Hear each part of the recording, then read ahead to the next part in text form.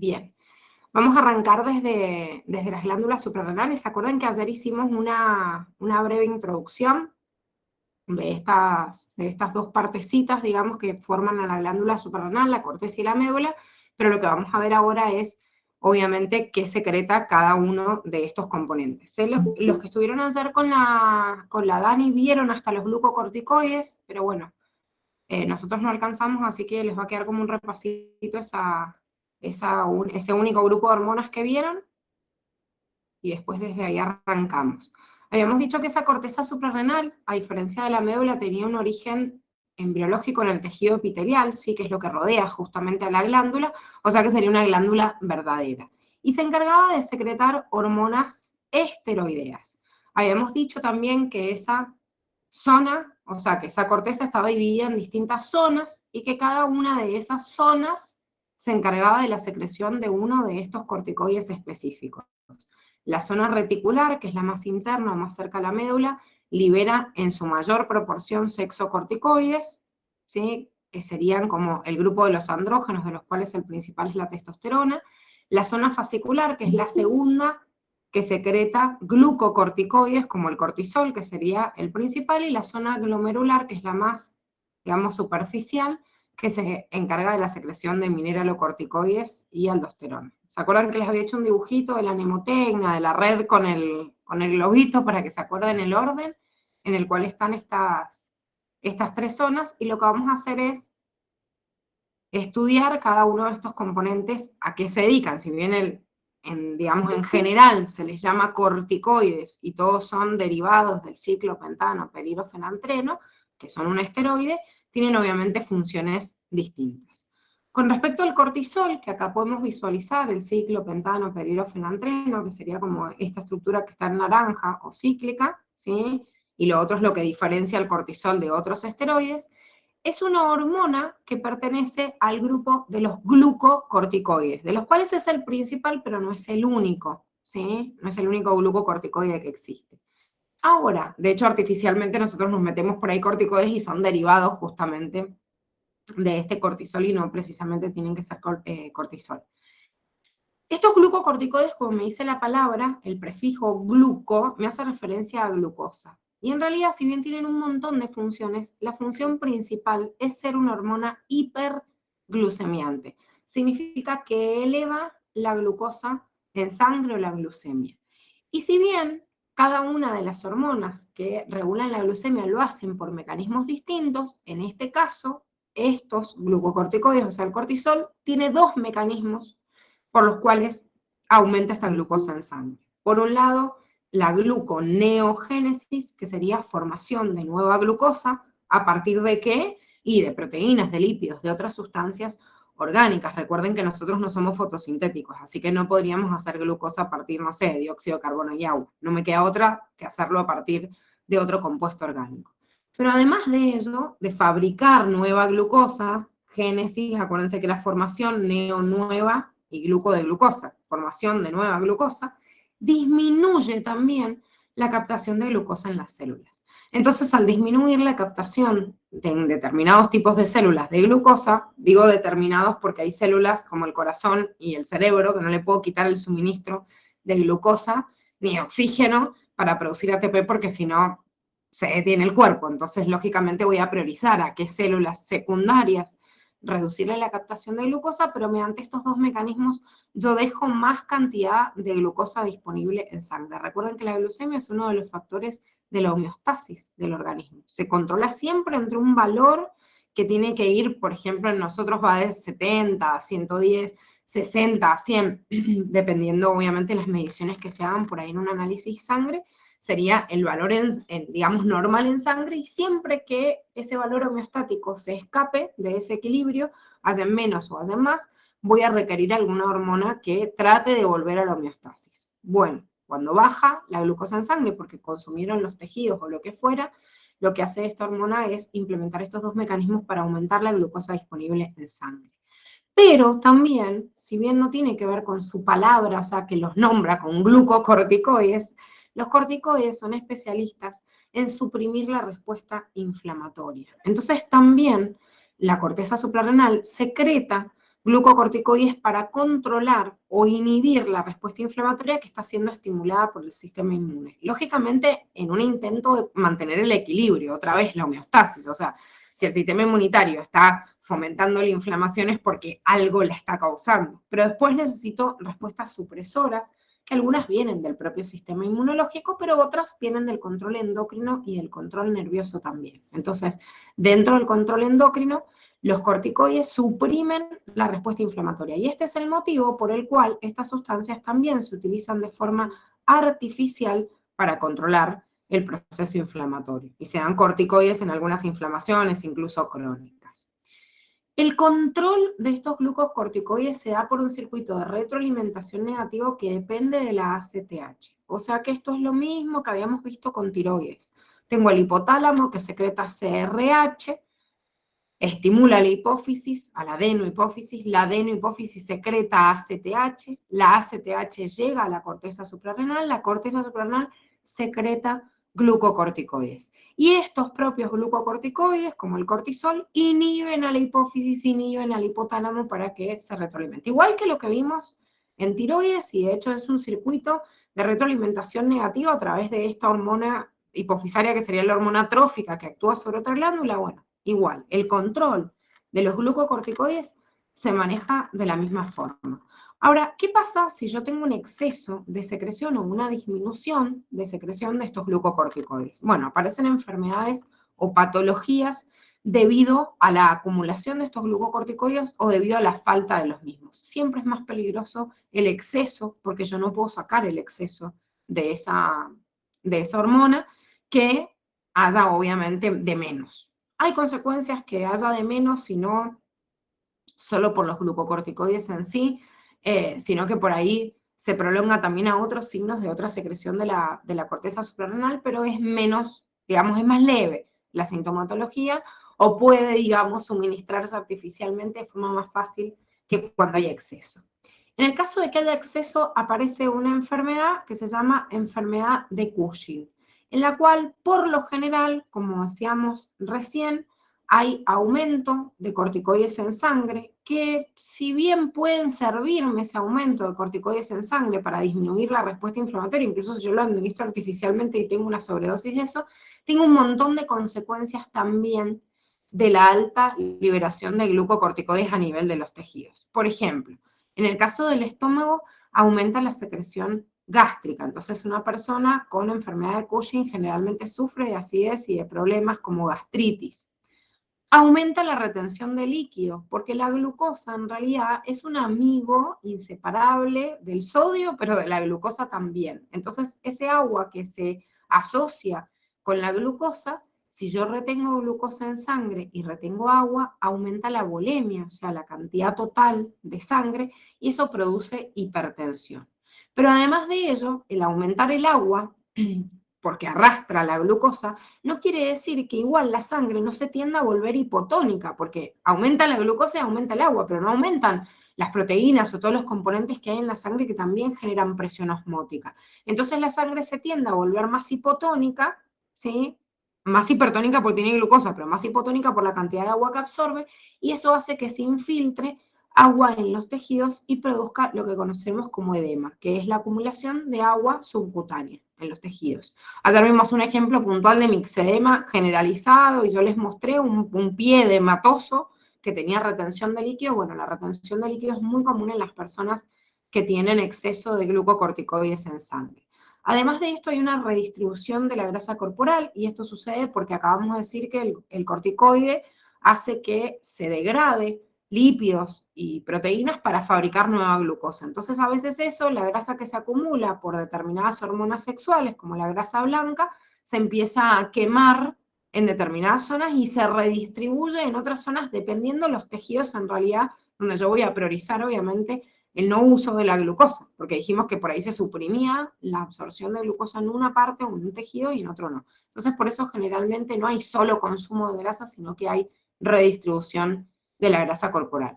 También la disminución de la glucosa de absorción por parte del hueso produce la disminución de la proliferación de las células óseas, entonces disminuye la osificación, produciendo osteoporosis, Y en el sistema nervioso genera nerviosismo o ansiedad porque al ser una hormona hiperglucemiante, pero evitar la absorción de glucosa por todos los tejidos, pero no del sistema nervioso, quiere decir que al sistema nervioso sí le llega mayor cantidad de glucosa que hay en sangre.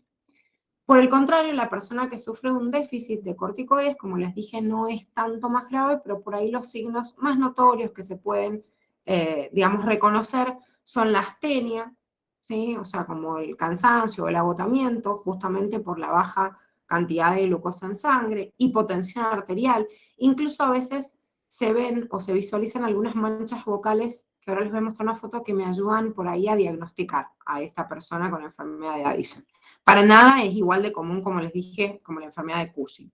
En la enfermedad de Cushing tenemos un montón de, digamos, de signos y de síntomas puntuales que me ayudan por ahí físicamente a poder sospechar que la persona tiene esta enfermedad y obviamente mandar a hacer los análisis adecuados, pero muchas veces esta osteoporosis genera esta joroba que vemos acá, que es la joroba de búfalo, por la deformación de las mismas vértebras, o la acumulación de la grasa en la parte abdominal muchas veces genera estrías en el abdomen, ¿sí? Amenorrea también es bastante común porque la amenorrea tiene que ver con la disminución del ciclo menstrual porque no estoy trabajando bien desde el útero, volvemos a lo mismo, disminuye, o sea, el corticoide disminuye la captación de glucosa por los tejidos, entre esos también va a estar obviamente el útero, el músculo, por eso hay debilitamiento, se debilita el proceso de cicatrización además por el exceso de glucosa, tipo como cuando hay, bueno, ahora vamos a ver páncreas y en una persona diabética con mucha glucosa en sangre pasa lo mismo, entonces se pueden producir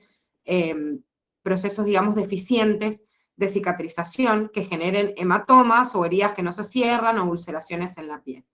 La persona con enfermedad de Addison generalmente se ve bastante normal.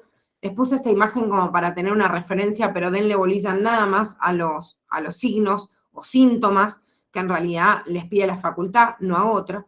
Pero esto sí es importante porque me nombraba las manchas bucales, sí, como uno de los signos. Sucede que esta hiperpigmentación, que no ocurre solo en la boca, sino que ocurre también en la piel o a veces presentan distintas manchas como el vitiligo, esta hiperpigmentación se debe al incremento de una sustancia que se llama propio-melanocortina. Esto es un anexo, chicos. Les estoy tratando de explicar porque hay manchas bucales, pero no está este contenido y no lo tienen que saber, ¿sí? Pero esa sustancia, de donde surge la ACTH y también la melanocitoestimulante, lleva al incremento de la síntesis de melanocitos. O sea que, ¿por qué se incrementa la ACTH? Porque como nosotros habíamos dicho, igual que en la tiroides, si yo tengo una corteza suprarrenal que no responde y no secreta corticoides, el circuito de retroalimentación me dice, ah, bueno, entonces voy a secretar mayor cantidad de la sustancia, obviamente, que estimula a la corteza. ¿Y cuál es esa? La ACTH.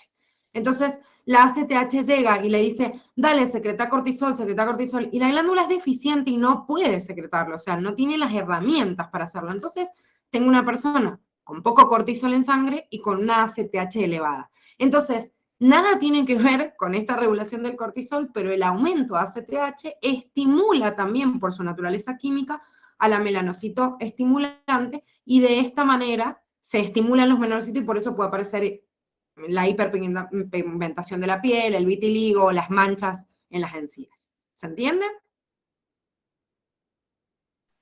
Sí.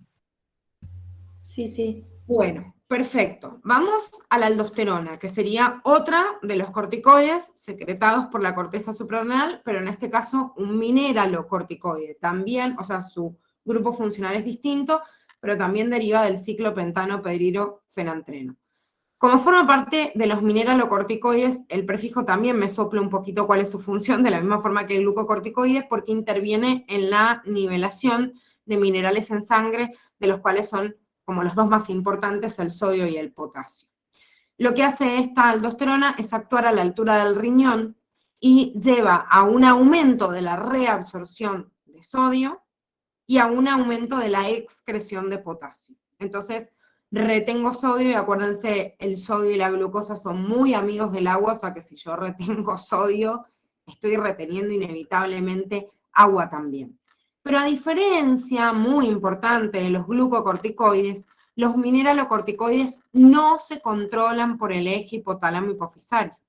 no dependen de la ACTH, no dependen de CRH, sino que dependen únicamente de la concentración de los iones y del agua en sangre y de una sustancia que no tiene nada que ver con este control del eje hipotálamo hipofisario. Entonces, tengo un circuito hormonal que lo controla y los iones, pero la ACTH no le hace nada. O sea, que no me importa si hay mucha, poca ACTH, porque no es un punto de control. Esta sustancia que me sale acá, que es la angiotensina, forma parte de un circuito que se llama sistema renina-angiotensina-aldosterona, que es el circuito de control de la liberación de esta sustancia por parte de la corteza suprarrenal, y que depende en realidad de factores que regulan la presión sanguínea. Entonces, de rebote y de forma indirecta, este circuito controla a la aldosterona. O sea, fíjense, y esto es importante, porque después en riñón volvemos a ver esto y nos enfocamos nada más en la presión.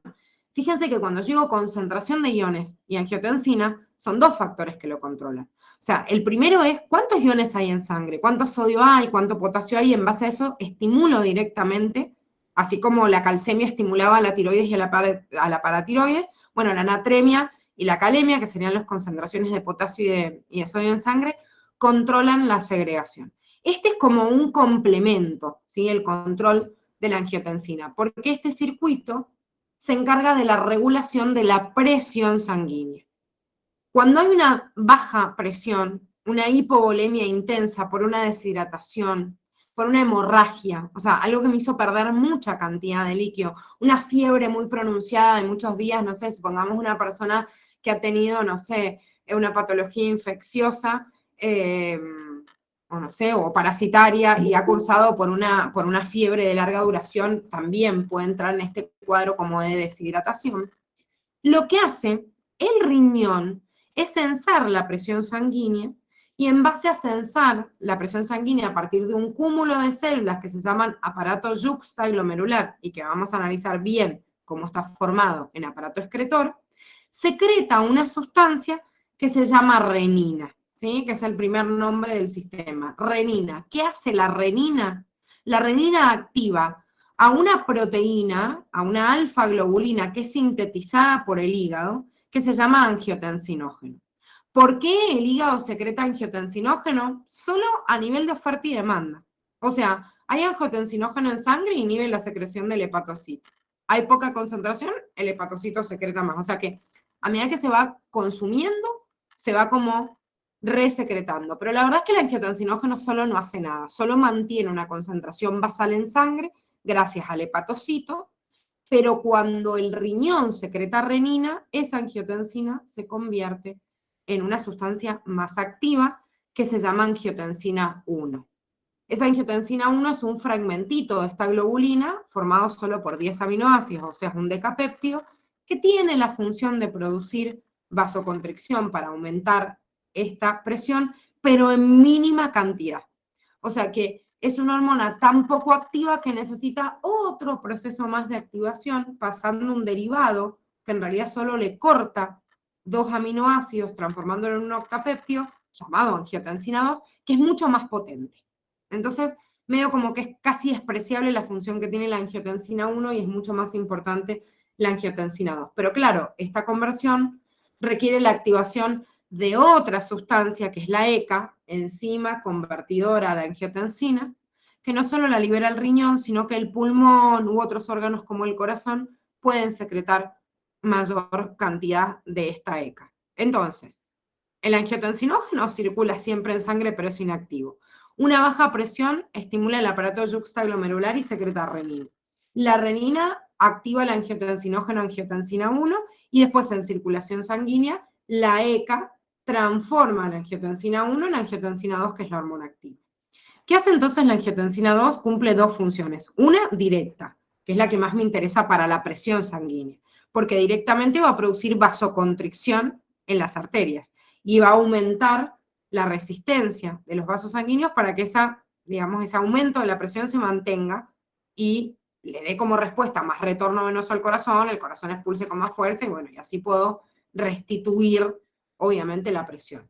Cuando hay una deshidratación o cuando hay una hemorragia, no me basta con aumentar la contracción de los vasos. O sea, voy a ejecutar también otros mecanismos que tienen que ver con producir células sanguíneas, que lo hace también el riñón, o también aumentar la volemia, una tendencia a que se ingrese más agua, por eso hay deshidratación y me da polidipsia, que sería como el aumento de la sed. Un montón de otros factores que vamos a ir viendo en circulatorio, en excretor. Lo importante es que este circuito participa en un punto en el aumento de la presión para tratar de compensar este proceso de baja de presión. Pero tiene una función indirecta, como dijimos recién, sobre la corteza suprarrenal, aumentando la segregación de aldosterona. ¿Qué es lo importante de esto? Que la aldosterona reabsorbe sodio. También excreta potasio, pero lo que me interesa acá es que absorbe sodio. Si absorbe sodio, retiene agua.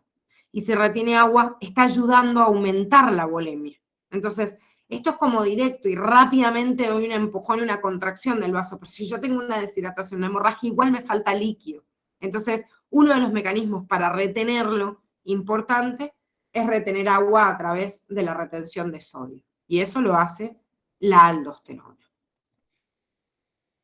No tienen en el cuadernillo de la facultad, ni tampoco como anexo de la facu, qué es lo que pasa cuando hay un exceso o una disminución de esta hormona. Yo se los he agregado porque parece que les han tomado como el exceso y el déficit de todas las hormonas y estas se olvidaron, y no quiero que piensen que no existe, ¿sí? Porque sí existe el déficit, o no solo el déficit, sino el exceso de esta aldosterona, para que entendamos que en realidad ronda en estos dos valores, ¿sí? Si yo tengo un exceso de aldosterona, obviamente voy a tener hipernatremia y obviamente voy a tener hipocalemia. ¿Por qué? Porque dijimos que ayudaba a la reabsorción de sodio, aumenta el sodio en sangre, excreta el potasio, entonces va a haber una hipocalemia. Ojo con esto, a veces lo pueden encontrar con caliemia, o a veces así como en textos muy, en la traducción que se anima al español le pueden poner hipo o hiperpotasemia, pero no se usa mucho el término, sino que se utiliza más el prefijo en latín del mismo potasio, que es la K. Entonces, si yo tengo mucho sodio en sangre, retengo mucha agua. Por ende, el riesgo más grande de una persona con hiperaldosteronismo es la retención de agua, el aumento del volumen sanguíneo o la hipertensión arterial. Y la disminución de potasio puede producir calambres, fatiga, ¿sí? Digamos, debilidad muscular, que serían los signos más importantes. Vieron que recién vimos la enfermedad de Cushing. En la enfermedad de Cushing decíamos que podía producir podía haber un tumor en la glándula. Entonces, muchas veces un tumor en la glándula afecta como a gran parte de la glándula, y en la corteza aumenta la secreción de corticoides, pero aumenta también la de aldosterona y la de sexocorticoides también. Entonces, a veces yo tengo como combinado, por un tumor en la glándula, un hiperaldosteronismo con una enfermedad de Cushing y con una enfermedad que vamos a ver ahora, que es el hiperandrogenismo, que es el aumento también de los sexocorticoides. Entonces, muchas veces pasa esto. Si hay un tumor grande, por ahí están afectados a un cúmulo de células chiquititas nada más. Pero si hay un tumor grande, digamos, se profundiza. Es más, fíjense que la hipernatremia produce aumento del volumen, hipertensión, y la enfermedad de Cushing también producía retención de líquido e hipertensión. Entonces, si hay un tumor que compromete los dos enzimas, hay algunos signos que son como más notorios y más preocupantes que otros, como por ejemplo el descontrol de la hipertensión, porque encima hay varios factores que están fomentando su aumento. Menos importante, como siempre, es la disminución, ¿sí? Que en este caso sería un hipoaldosteronismo. Ahí les sobra la T. Es hipoaldosteronismo, que va a ser lo contrario. Una hiponatremia que no me calienta, porque si tengo menos sodio tengo menos agua. Hay tantos factores que aumentan en realidad la presión, que si uno me lo disminuye mejor, por eso incluso nos tratan de sacar siempre el sodio de la dieta para bajar la presión arterial. Pero sí hay un aumento del potasio. Y un aumento del potasio, como es justamente uno de los cationes fundamentales en el interior de la célula y en el control de la célula, puede producir determinados desbalances dentro de las células, de las cuales la más importante es el tejido muscular, que puede llegar a producir parálisis o sensación de hormigueo, o como les dice, acorchamiento, como si estuviera apelmazado, o incluso afectar algunos fenómenos de traspaso de iones del impulso nervioso, y en el caso de las células cardíacas es peligroso porque puede producir una arritmia. Les vuelvo a decir lo mismo, existen y se los he dado hacia el palacio porque en realidad no es algo que les pida la facu, pero sí, por favor, tengan en cuenta que puede existir una patología también de esta glándula y de la secreción de la aldosterona. Y, por último, los andrógenos, que serían las otras sustancias que secretan en realidad, no les he puesto acá la fórmula como les puse en el otro porque hay muchos tipos de familias, digamos, de las sustancias de las cuales derivan los andrógenos, pero sí sabemos que son de la familia de los sexocorticoides, y la verdad es que se secretan en tan poquita cantidad que la función no es muy significativa. Ojo con esto, y yo quiero que tengan en claro que aunque seamos hombres o mujeres, tenemos niveles hormonales en sangre de hormonas femeninas y masculinas. O sea, todos tenemos testosterona, tenemos estrógeno y tenemos progesterona.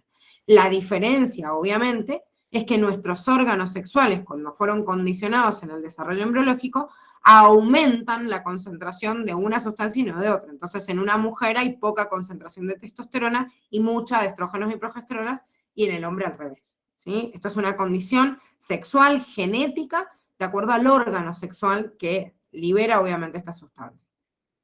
Ahora, la glándula suprarrenal en muy mínima cantidad, pero siempre secreta andrógenos, que es testosterona, tanto en el hombre como en la mujer. No es que no exista, porque uno dice andrógeno, testosterona no, entonces esta en la mujer no calienta. No, sí, se secreta igual.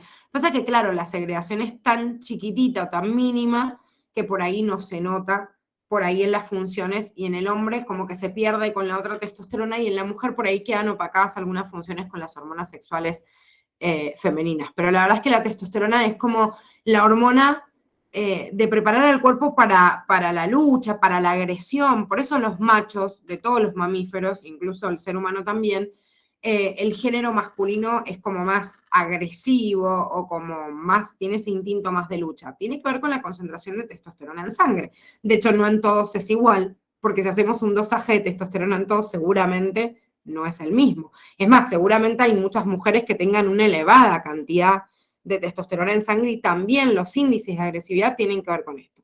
No es bajo ningún punto de vista que estoy discriminando un punto u otro, diciendo los hombres o las mujeres. Estoy hablando del punto de vista biológico. La testosterona es la hormona de la agresividad. O sea, es así y no hay otra. Es más, en animales en donde aumenta mucho, las hembras se vuelven con roles que se conocen, digamos, en la sociedad de los mamíferos como masculinas, con un alto nivel de agresión por el alto nivel de testosterona. Por ejemplo, la hiena manchada, que es la que sale en El Rey León, no sé si se acuerdan, me imagino que han visto El Rey León, si no tendría que golpear a más de uno, porque esa película no se la puede perder nadie. ¿Vieron la hiena, digamos, dominante, que es una hembra? Son re malas. Bueno, Sí. aparte de ser re malas, pero aparte de ser re malas, vieron que esto es una personificación de lo que pasa en La hiena manchada. A mí me encanta esa película, yo las amo profundamente. La hiena, vieron que hay como dos que son como las protagonistas, una que domina más que la otra, pero son hembras, y el que hace de tonto es el macho, o sea, que hace como bobo, porque en realidad lo que quieren representar en esta cuestión, digamos, bastante biológica y muy marcada, porque es como una excepción dentro de los mamíferos, la hiena manchada es dominante porque la hembra tiene mucha cantidad de testosterona que se secreta desde el desarrollo embriológico. Hay una alta tasa de agresión porque ni siquiera hay nadie que compensa, o sea, tanto machos y hembras, les digo, son tan agresivos que se comen entre hermanos desde el desarrollo embriológico.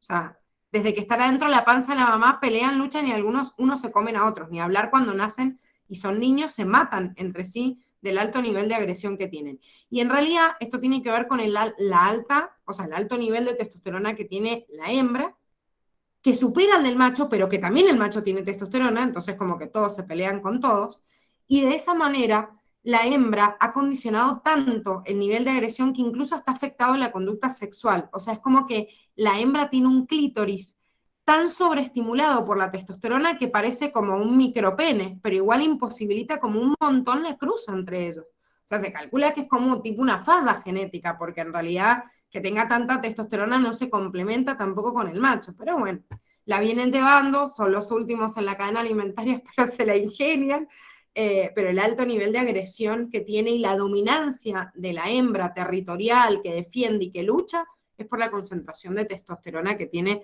en sangre. Ese es el recurso biológico.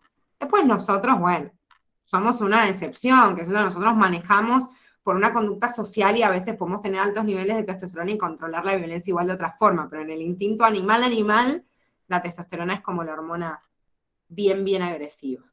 Bueno, entonces quiere decir que cuando yo tengo un exceso sí se va a notar, pero no cuando tenga un déficit. También controlado este circuito por la ACTH, quiere decir que si tengo un tumor, como les decía recién, un tumor en la corteza suprarrenal que me secreta mucha cantidad de glucocorticoides, incluso mucha aldosterona, también lo va a hacer con los sexocorticoides. Y va a generar, como les contaba recién, el hiperandrogenismo. No importa si tengo poco, porque no lo voy a notar porque es casi insignificante la cantidad que se secreta. Entonces siempre lo va a suplir las hormonas, o sea, las glándulas sexuales.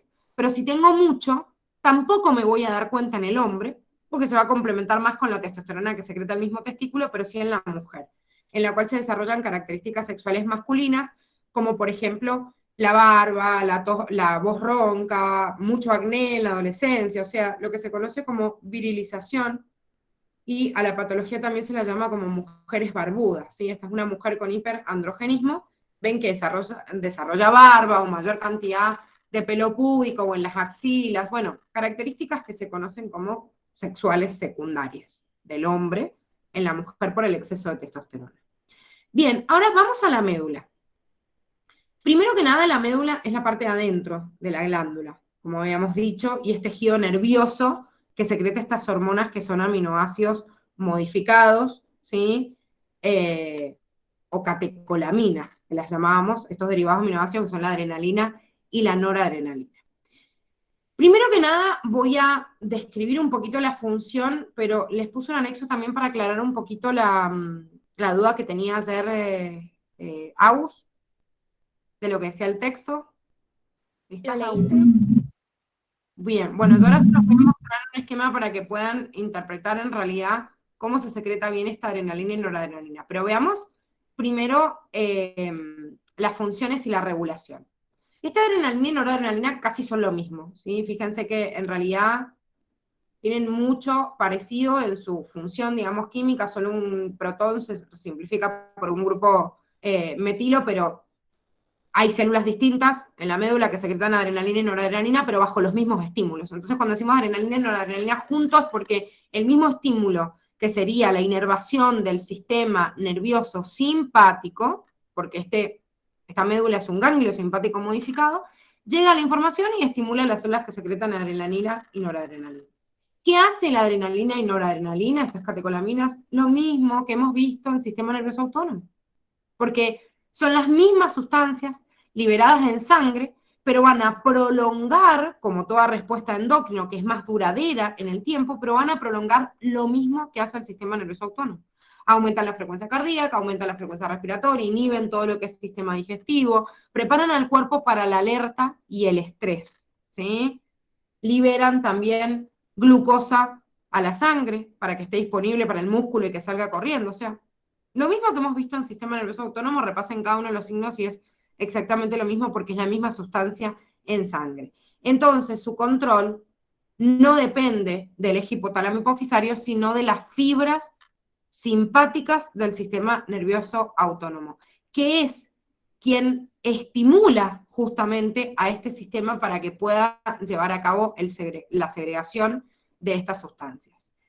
Espérenme que les comparto otra imagen, y por ahí va a ayudar esto a entender y también a aclarar un poquito la duda que tenía Agus ayer y que puede ser duda de otros también. Miren, la facultad, en el cuadernillo, ustedes tienen un cuadrito, que calculo que es este, Agus, corregime si no, este es el que me decías ayer. Sí, ese. Bien, bueno, perfecto. Este fragmento es un fragmento que la facultad lo ha sacado de un libro que se llama Tórtora y Grabowski, que es en realidad un libro de principio de anatomía y fisiología, pero me dice adaptación, como que lo ha modificado, porque esto es importante, la adaptación, pues yo les pegué acá el fragmento del libro en sí, no de la modificación que hizo la facultad en su cuadernillo, y por ahí les ayuda a entender mejor. Fíjense que me dice, la médula se desarrolla a partir de tejido embrionario, o sea, el mismo tejido embrionario que las neuronas postganglionales simpáticas. Y yo leo esto y medio como que no entiendo una mierda. A ver, para que se entienda con el esquema y ustedes puedan comprender, porque en algunos textos me sale como que la salida de la médula parece como o reemplazaría la neurona postganglionar. La médula suprarrenal es un ganglio simpático modificado, ¿sí? Ustedes ya saben lo que es un ganglio, porque lo vimos en el sistema nervioso autónomo, y ganglio simpático es al que llega la fibra preganglionar y después sale la postganglionar, ¿sí? Entonces, ¿qué pasó con este ganglio?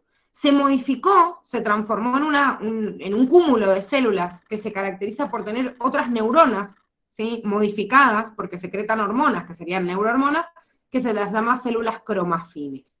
Entonces, fíjense, en un ganglio normal del sistema simpático nosotros habíamos visto que desde la médula sale una fibra preganglionar. Llegaba un ganglio, por eso es preganglionar, hace sinapsis, y la postganglionar iba hacia el órgano efector. Recuerden que esta fibra preganglionar liberaba acá acetilcolina, y después esta sustancia, esta postganglionar liberaba noradrenalina y iba al órgano efector a decirle, che, no sé, al corazón aumenta la contracción de la frecuencia cardíaca, o bueno, o al pulmón aumentar la frecuencia respiratoria, lo que fuera. Fíjense la forma que tiene la médula. Tengo, de la misma forma que acá, la médula con una fibra preganglionar, que es la única que llegaba, ¿sí? Esto sería como el dibujito de la glándula suprarrenal, o sea que acá tenemos la médula y esta sería la corteza. Una fibra preganglionar que llega a la médula. Por eso la imagen de Curtis, que tenía un error y que la facultad les arregle y les dice, miren, en realidad hay solo una fibra preganglionar, que es la que llega, ¿sí?, al ganglio, que en realidad es la médula suprarrenal, porque es un ganglio simpático modificado. ¿Y por qué se lo llama ganglio simpático modificado? Porque fíjense que de otro ganglio, este ganglio, salía una célula postganglionar. En el caso de la médula, adentro, en vez de haber neuronas postganglionares que salen con un axón hacia el tejido, es una célula modificada que tenía su origen nervioso, que no tiene un axón, ¿sí? Por eso se las llama distinto, serían como las neuronas postganglionares, como el equivalente de la neurona postganglionar, pero que se la llama célula cromafin, que recibe el estímulo de la fibra preganglionar, pero es una célula que tenía un origen, digamos, nervioso, pero secreta hormonas como si fuera una glándula, no tiene un axón y directamente libera su contenido, que son las catecolaminas acá, que se absorben por un vaso sanguíneo. Entonces, como es una célula que secreta una sustancia y que la absorbe un vaso, y bueno, al fin y al cabo es una hormona, y por eso se lo estudia dentro del sistema, o sea, dentro del sistema endocrino.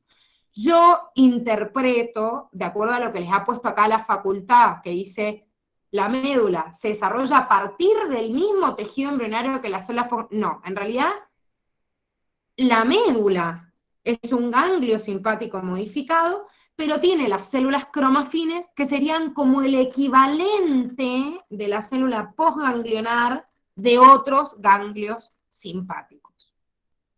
¿Se entiende? Ah, sí, ¿Seguro? sí, sí. Yo, la verdad, es que por eso te decía, déjame que lo lea bien, a ver qué carajo ha querido poner la facultad, porque en realidad si vos te vas a cualquier texto, te dice, la médula es un ganglio simpático modificado, tiene segregaciones que en vez de ser neurotransmisores son hormonas que van a la sangre, y en algunos textos sí aparece esto de decirte, serían, como hipotético, como las neuronas postganglionares de otros ganglios simpáticos. Pero bueno, este no es un ganglio simpático, es una modificación del mismo, entonces tampoco puedo decir que son sus neuronas postganglionares, porque de hecho tienen otro origen, no tienen axones, o sea, y se llaman distintas. ¿Sí? Entonces, como para entender igual la homología, pero yo creo que en esa adaptación que hicieron del libro quisieron poner eso, como que sería como el equivalente a esa célula postganglionar simpática, pero especializada en secretar hormonas. Fíjense que les nombra esto, está formado por células postganglionar simpáticas especializadas en hormonas. En realidad esto en ningún texto sale así. Dice, está formado por células cromafines, que son las productoras de las hormonas. Pero como la Facu no les ha hablado de células cromafines, como decirles, sería como el equivalente de lo que es en otro ganglio una célula postganglionar. ¿Entienden Entonces, todo? la médula, o sea, como que tiene todas estas células cromafines, y adentro están las hormonas. Claro, la célula cromafina es la que secreta la hormona. Esta célula cromafina es la productora, la que libera estas catecolaminas al espacio intersticial y después la absorbe el capilar para llevársela a la sangre. Ok, gracias. No, de nada. Bueno,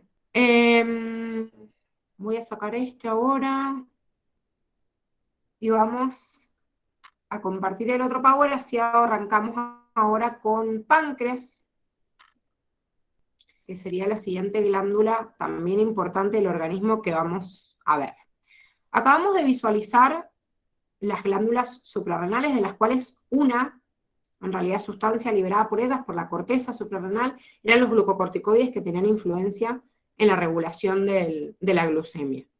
Pero, si se dan cuenta, también, aunque la médula suprarrenal secreta catecolaminas y esas catecolaminas tenían otro tipo de regulación, también eran hiperglucemiantes. Si yo tengo que ver quién es el órgano, así como especialista en el control de la glucemia, vamos a nombrar al páncreas. Sin embargo, vamos a hacer un repaso después de ver páncreas de todas las hormonas en realidad que hemos ido nombrando y que también participan en el proceso de regulación de la glucemia. El páncreas se considera una glándula mixta, y en esto también la facultad les hace una aclaración, porque cuando les habla también de las glándulas suprarrenales, les dice que son glándulas mixtas. ¿Vieron que en el texto dice eso? Les dice algo así como, las glándulas suprarrenales son glándulas mixtas, y después hay un apartado de la facu que les dice que en realidad, según Curtis, dijeron glándulas mixtas, pero hace referencia como esto, como la hipófisis, que tiene como una partecita, digamos, derivada del tejido embriológico que deriva una glándula, o sea, un epitelio, y otra el tejido nervioso, como es la de hipófisis y neurohipófisis. Pero, realmente, la clasificación de las glándulas propiamente dichas se conoce como glándula mixta a aquella que tiene secreción exócrina y endocrina. Entonces, realmente la glándula mixta del organismo es el páncreas. No es ni la hipófisis ni la glándula suprarrenal. Tienen tejidos, digamos, que tienen distinto origen embriológico, pero ambas tienen secreción endocrina. O sea, la médula suprarrenal deriva del sistema nervioso, pero igual tiene secreción endocrina. O la neurohipófisis almacena nada más lo que venía del hipotálamo, pero lo libera hacia la sangre, o sea, es endocrino. Entonces, mixto en endocrino, o sea, en el estudio, digamos, del sistema endocrino, se considera aquella glándula que tiene una formación de tejido exócrino que va a la liberación hacia afuera del cuerpo y otro endocrino.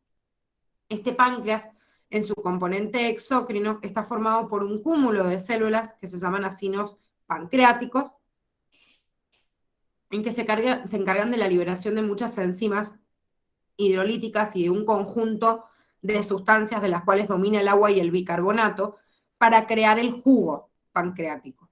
Y que obviamente lo vamos a ver bien en digestivo, porque es importantísimo, y el jugo pancreático es uno de las tantas segregaciones de enzimas al tubo digestivo que permiten el proceso de absorción de los alimentos. Entonces, obviamente lo vamos a ver bien qué es lo que secreta, qué función tiene, por dónde se reabsorbe. Bueno, lo dejamos pendiente, digamos, para digestivo.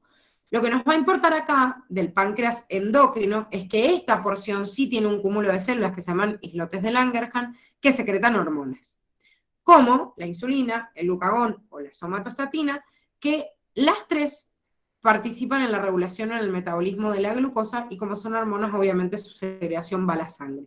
Si ustedes se fijan en este dibujito del páncreas, este sería el páncreas y la colita, digamos, donde está el duodeno, donde recibe esta, digamos, liberación de sustancias el páncreas para participar del sistema digestivo en su secreción exócrina. No es que yo veo el páncreas por dentro y encuentro una parte exócrina y una endócrina que anatómicamente se diferencia, sino que la diferenciación es de tipo histológica. Yo veo cúmulos de células que se llaman acinos pancreáticos, que estos acinos pancreáticos vierten su contenido hacia ese tubo, digamos, y ese tubo va hacia un tubo común o hacia un conducto común que termina virtiéndose en el intestino. Entonces, tengo un cúmulo de células o esos vacinos pancreáticos que tienen una comunicación con un tubito que va hacia el exterior, que sería en este caso el interior del tubo digestivo. De la misma manera, tengo otros cúmulos que son los que están simbolizados acá en verde, que se llaman islotes de Langerhans, que nombramos recién, y que no se comunican con este tubo, fíjense, sino que tienen lagunas de algunos capilares sanguíneos a los cuales el contenido que secreten va a ir a parar a la sangre. Si yo agrando esto, o sea, uno de estos islotes de Langerhans, me voy a encontrar distribuidos en distintas porciones células que acá se las han pintado en realidad de distinto color, digamos, que son las células alfa, que secretan glucagón, células beta, que secretan insulina, y células delta, que secretan somatostatina. Estos cúmulos que veo acá no tienen capilares en el medio. Si están así como estos, no. Esto sería un acino pancreático como este, ¿ven? Este. En cambio, los cúmulos que no tienen un tubito que se liberan hacia acá, sino los vasos sanguíneos que reabsorben las sustancias que liberan, es un islote de Langerhans encargado de la secreción de hormonas. Tanto la insulina, el glucagón como la somatostatina, que serían las hormonas pancreáticas, son péptidos, o sea, son de naturaleza proteica. Por ende, todas ellas van a entrar como cualquier proteína a través del toque o la interferencia, digamos, de esta hormona con un receptor de membrana y van a generar una respuesta a través de un segundo mensajero, ¿sí? O sea, que nunca van a tener, digamos, un ingreso directo hacia la célula porque no pueden traspasarla debido a que son proteínas.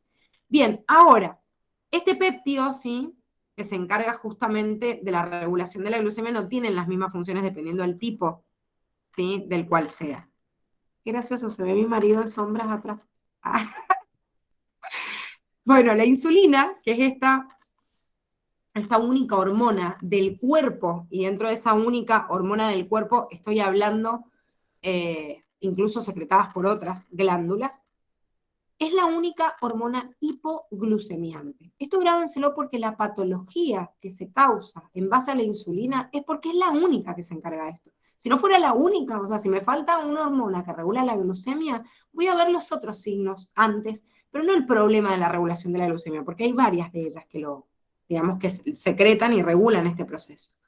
Pero la insulina, un polipéptido de 51 aminoácidos, se encarga de bajar la glucosa en sangre porque estimula, es la única que estimula la captación de glucosa por parte de las células, y además de eso, en el hígado lleva a cabo el proceso de glucógenogénesis, o sea, formación de nuevo glucógeno a partir de la glucosa que yo tengo en circulación, siempre y cuando le haya alcanzado a las células primero.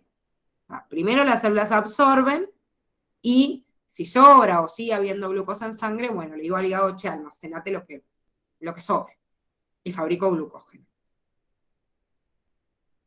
La insulina se controla por la glucemia, también por los aminoácidos en sangre, porque serían fuente también de producción de glucosa, y por esta otra hormona secretada por el páncreas, que ahora vemos al final, y porque es un factor regulador para otras hormonas pancreáticas, como por ejemplo la insulina, que es esta somatostatina. Si yo tengo un exceso de insulina, no voy a tener en realidad ningún tipo de problema porque voy a necesitar también del receptor que induzca la unión con la insulina. Entonces me va a sobrar en sangre, pero en realidad no voy a tener ninguna patología. El problema es cuando me falta. Si me falta esta insulina, yo no tengo forma de meterla, o sea, de meter la glucosa hacia cada una de las células. Fíjense esto y ojo con esto, porque siempre hemos visto en todos los otros sistemas que el problema más grande es cuando yo tengo un exceso de una determinada hormona que me da una patología que por ahí yo no puedo controlar y no puedo sacar hormona. No es que o sea, el hipofuncionamiento de una glándula no me produzca patología. Sí, me produce, hay un montón de sintomatología, pero bueno, yo logro suministrarlo. Pero en este caso, que pasa lo mismo, cuando hay una baja también trato de administrarlo, por eso las personas que son insulinodependientes se tienen que inyectar insulina, pero el aumento de la insulina generalmente no produce nada, ¿sí? ¿Por qué? Porque es una hormona que en realidad para llevar a cabo su funcionamiento tiene que hacer una translocación de esa sustancia en la membrana e incrustarse como el receptor de la glucosa. Entonces, no es que voy a producir una hipoglucemia, por ejemplo, que sería lo contrario, digamos, al fenómeno que lo estimula, a la segregación de insulina. Entonces digo, a ver, si la insulina es hipoglucemiante, lo estimula la hiperglucemia, una hipoglucemia debería estimular más la segregación de la insulina. Pero ¿cuándo voy a tener una hipoglucemia si hay un montón de hormonas hiperglucemiantes? Me tiene que fallar el páncreas, la médula suprarrenal, la corteza suprarrenal, para que haya un estímulo tan grande y que digamos, se me produzca tanta cantidad de insulina, ya que eso es lo que lo controla. No sé si me explico. Sí, Cande, decime. Gise, una pregunta. ¿Por qué cuando un diabético, o sea, tiene una crisis, tiene que tomar Coca-Cola si eso tiene más azúcar? Una crisis, no es una crisis, tiene un coma Bueno, hipoglucémico. claro, no sé cómo se llama. No lo terminé. No, no importa. A ver, una persona que es diabética tiene mucha glucosa en sangre porque no la puede meter a las células, ¿sí? La mete en muy poquita cantidad. ¿Por qué? Porque tiene resistencia a la insulina o porque no tiene insulina, porque son dos cosas distintas. Puede ser que yo tenga insulina, pero no tengo un receptor para meterla, entonces no la puedo captar, o puede ser que mi páncreas no secrete insulina, que esas son las personas insulinodependientes y yo le enchufo insulina artificial. Cuando yo tengo insulina, la célula mete la glucosa en la sangre, en las células, perdón. Pero como yo ya tengo una deficiencia de insulina, una baja cantidad, es lo que yo logro meter a la célula, es un índice siempre mucho más bajo de lo que hay en sangre. Una persona con diabetes, por más de que ingiera insulina, o sea, le inyecte insulina, siempre su ingreso de glucosa en las células es tan bajo que su nivel basal en sangre siempre tiene que ser más alto que el de una persona normal. ¿Por qué? Porque yo meto un porcentaje. Yo digo, a ver, la glucemia normal se mide en miligramos por decilitro y va más o menos de 70 a 110 en las personas normales, ¿sí? Que no tienen diabetes. Entonces, en esa persona ese nivel de glucosa hace que la insulina que yo tengo en sangre me meta la glucosa que yo necesito al tejido. Pero si el páncreas es deficiente y no secreta la cantidad de insulina que yo necesito, y ya de por sí voy a meter menos, el nivel basal en sangre siempre tiene que estar un poco más elevado, porque voy a meter menos. Entonces una persona diabética tiene que controlarse el azúcar todo el tiempo, pero a veces es más peligroso que tenga un cuadro de hipoglucemia que de hiperglucemia. Porque si tiene una hipoglucemia, lo que mete es menos todavía y eso te puede producir o un infarto o una falta, o sea, cualquier daño por disminución en realidad de la glucosa en el tejido. Te puede afectar el tejido muscular, el tejido nervioso, el tejido cardíaco. Entonces, lógicamente, cuando una persona está diabética con un coma hipoglucémico, es mejor mandarle un chorro de azúcar para que lo poco que pueda meterse por la insulina le llegue a los tejidos vitales. Eso se llama como una crisis hipoglucémica. Generalmente, la persona con diabetes no tiene hipoglucemia, sino todo lo contrario, tiene una hiperglucemia porque no la puede meter en las células porque no tiene suficiente insulina. Entonces, los signos comunes de una persona con diabetes son mucha glucosa en sangre. Al tener mucha glucosa, en realidad, digamos, aparece inevitablemente la glucosa en orina, cuando realmente se absorbería el 100% de la glucosa en una persona normal, pero si tengo tanta, y no se mete a la célula, se termina liberando por orina, y al liberar glucosa por orina, libero y arrastro un montón de agua con esa glucosa. Entonces la glucosuria, que es la glucosa en orina, por eso se la llama diabetes sacarínica, ¿sí? A algunos se le ocurrió probar la orina de un diabético y darse cuenta que era dulce, porque tiene presencia, obviamente, de glucosa. Y obviamente el aumento de la liberación de orina, porque si va mucha agua, como dijimos, el agua o el sodio son como esos amantes inseparables del agua que no la pueden soltar, y a donde va la glucosa va el agua, entonces se libera también mucha más orina y hay poliuria. Y si tengo poliuria y estoy perdiendo agua y tengo riesgo de deshidratación, voy a tener también polidipsia, que sería el aumento del ingreso de agua, o sea, la sed que la maneja el hipotálamo. Esto es como lo basal y lo común. O sea, una persona que tiene diabetes tiene el azúcar más elevada, orina más, tiene o aparece siempre un nivel basal de glucosa en la orina, pero a ver, siempre tengo que controlar entre los valores normales. Primero, que no haya riesgo de deshidratación por mucha liberación de agua, y por otro lado, que no haya un coma hipoglucémico como bueno, la duda que tenía Cande, que tiene que ver con esto, con lo contrario, o sea, tengo poca glucosa porque ya sé que tengo que tener basalmente más nivel. Ahora, ojo, que estos son un par de signos nada más, que están siempre presentes en un diabético, pero la verdad es que el tener mucha glucosa en sangre también afecta terminales nerviosas, disminuyendo la sensibilidad en muchos tejidos. Por ejemplo, la persona que es diabética empieza a perder la sensibilidad en las extremidades, y al perder la sensibilidad en las extremidades, cuando hay cortes, o sea, lastimaduras, heridas, lo que sea, no les duele. Y al no dolerlos, no puedo, yo cuando una zona no me duele, no estoy atenta de que hay una lesión. Bueno, de última no me duele, pero el cuerpo hace lo suyo. No, claro, un diabético también no solo tiene problemas en la sensibilización, sino que tiene problemas en la cicatrización. El alto nivel de glucosa en sangre y la retención de agua en el lugar hace que los factores de la coagulación tampoco actúen, digamos, correctamente, y es como que la zona está ahí húmeda y sin coagular durante mucho más tiempo. Entonces, tengo una persona que no siente una herida. Para colmo, no coagula bien, sigue abierta. Y como tercer combo, esa herida abierta sabemos que es un ingreso a cualquier patógeno. Como combo de eso, tengo una sangre sumamente dulce que saben el festín que se hacen virus, bacterias o cualquier patógeno en esa herida. Entonces, los diabéticos, con esta pérdida de sensibilidad, con esta falta de cicatrización, y más si es un órgano interno también, o sea, pueden tener hematomas subcutáneos, a veces pueden encontrar manchas de heridas internas y que encima les cuesta también subsanar, pero cuando son externas y se infectan, pueden llevar a que si son zonas que encima por ahí ni siquiera visualiza el diabético, se infecta y puede necrosarse ese grupo de células y después producirse directamente de todo el tejido una gangrena que lleve a la amputación directamente del miembro, porque yo ya no lo puedo, o sea, ya hay se llega por ahí a niveles de septicemia tal que ya no lo puedo tratar, no puedo salvar el tejido que se necrosa ya no se puede salvar, no se puede reponer. Entonces, antes que eso tengo que amputar antes de que la persona se muera de septicemia. Entonces, esos son los riesgos como más graves de este exceso de la glucosa en sangre. Los otros riesgos tienen que ver con la poca cantidad de glucosa que le meto a las células y la disfunción que produce. ¿Se entiende? Una pregunta, no entendí o no te escuché, no sé.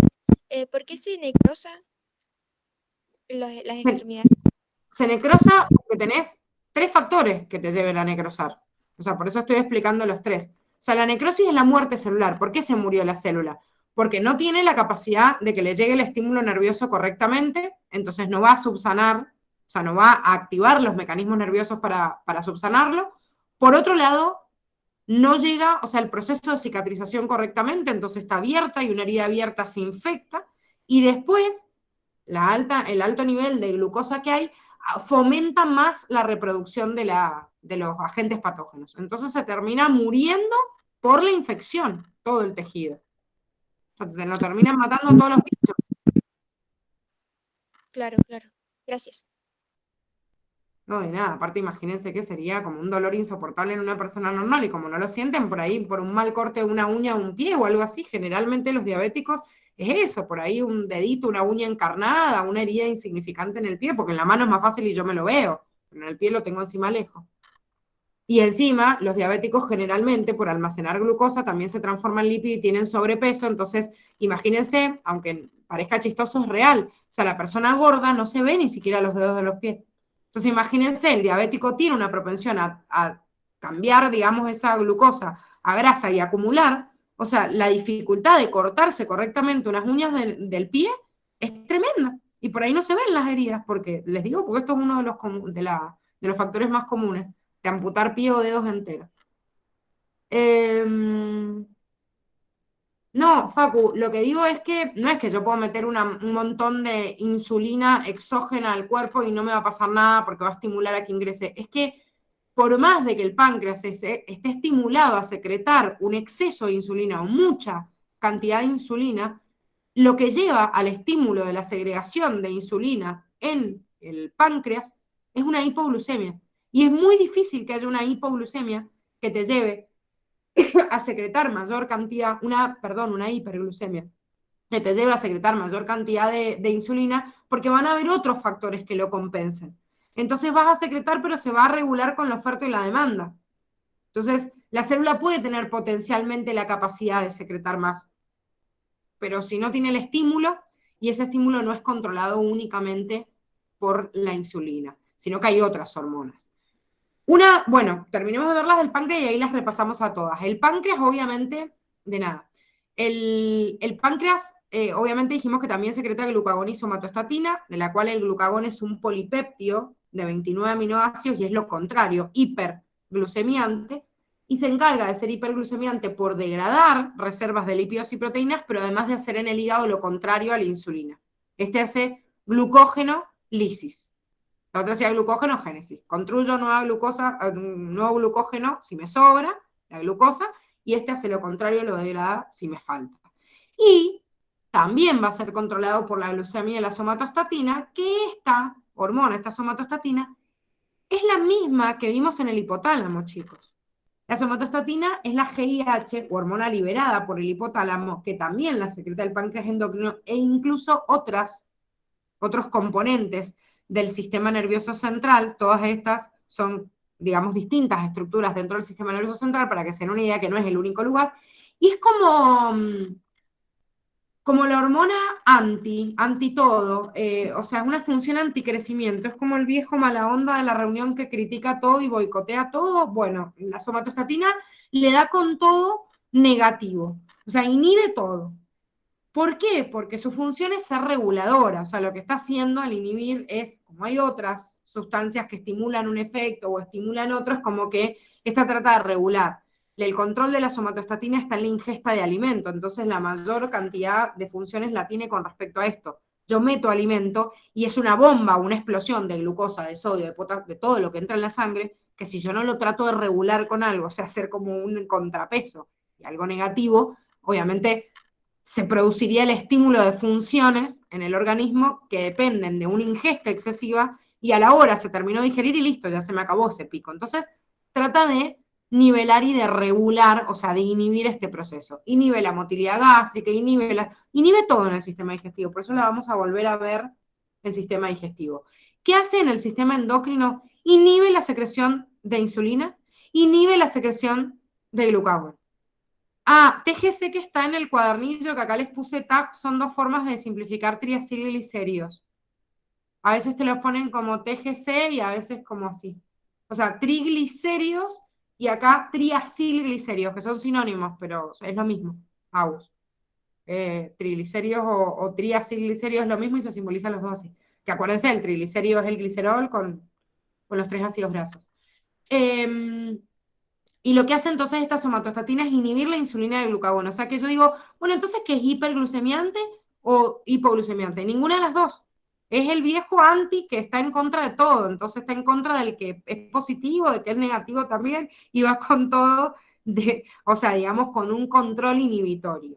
Por eso, si repasamos a todas las hormonas que regulan la glucemia, nos vamos a encontrar algunas que mediante determinados estímulos van a aumentar la glucosa en sangre por diversos factores, como habíamos visto el cortisol, la adrenalina, la noradrenalina, la somatotrofina, el glucagón, y la única que va a producir disminución de esa glucosa iba a ser la insulina, ¿sí? La única hipoglucemiante y las otras serán hiperglucemiantes. Pero, si vemos en un cuadrito comparativo cada una de ellas, lo importante es ver en qué se diferencian, o sea, el mecanismo que utilizan para llevar a cabo este proceso.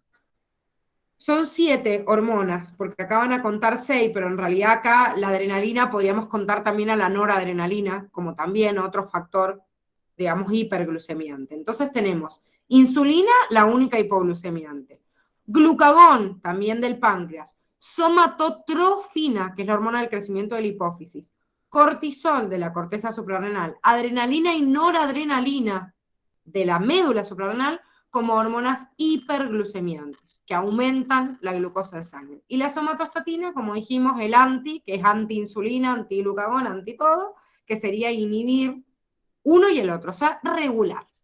Al inhibir todo es como que trata de estabilizar, porque como hay otros factores que están aumentando, este trata de inhibir todo para mantener la homeostasis.